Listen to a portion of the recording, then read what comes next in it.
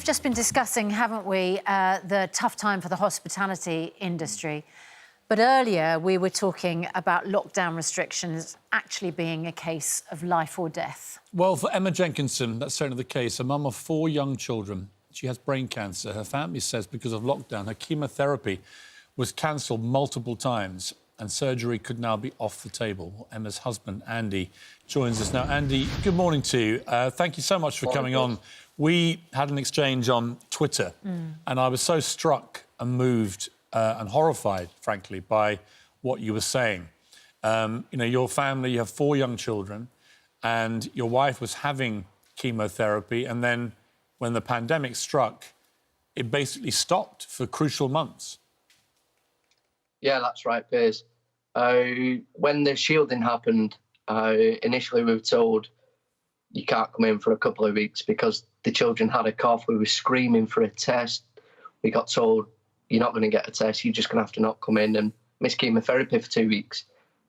Then we got told, you're best off taking a break. We're going to have to stop the chemotherapy for around 4 months until this pandemic calms down. And it was just heartbreaking to hear, but you just get on with it at that point because you've been dealing with the cancer for quite a while and whatever. But when we got the news that it had grown, it had come back, we just felt distraught. I felt really upset. Emma just got down in the dumps and it was quite hard to deal with. Andy, what has been the impact of missing those chemotherapy sessions? Emma got really ill during lockdown. It got to the point where she started losing her balance, she started falling over. She fell over in the garden, big gash on her head. She had to actually get rushed into A&E to get this glued and stitched. Then we found out that she can have the chemo again, which was good to hear. It was all positive.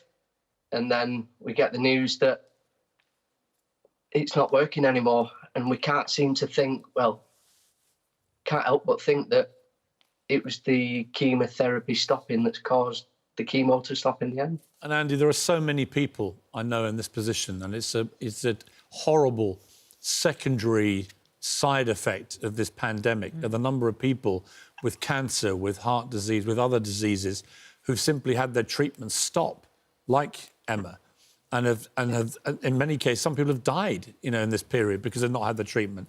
And God forbid that should happen to your family. But your message really is, as we consider lockdown again in any form, you want to tell the government to just make sure that people like your wife, like others, don't have their treatment stopped, right? Yeah, correct. What the government have done, they've dropped a ball and made a mistake here. They know the ins and outs of this country. They've tied the hands of the NHS, the doctors, the nurses, the surgeons, the consultants, and what they're running at a 50% intake. So people are losing their lives. What the government need to do is realise that, yes, they are saving lives of people dying from COVID, but at the same time, they're also making people lose their lives from the likes of cancer, from heart disease, from not having immune therapy, having transplants cancelled, getting put on end-of-life care rather than treatment. It's disgusting. It needs to stop. Andy, how are you doing as a family, and you in particular, because it's your wife that is critically ill. You've got these very young children, 11, 9, 4 and 2. How I know you gave up your job to take care of your family, but how are you doing? I'm okay at the moment. There was a time about 12 months ago where I wasn't doing too well in work. I was trying to keep a job down and run to the hospital every 2 minutes, what seemed like. And it just came to a point where I needed to give up work to look after my wife, Emma, and the children. We've got a great support work. Her mum and dad, her nan, aunties, uncles, my mum, sister, you know, the support networks there is great. And for now, we're doing okay. I've just got to stay strong for Emma, stay positive for Emma. Emma has turned from this strong, courageous, loving, caring woman to someone who's so fragile And it's hard to watch. It really is hard to watch. The person that you love that's just gone in a shell just because of this lockdown.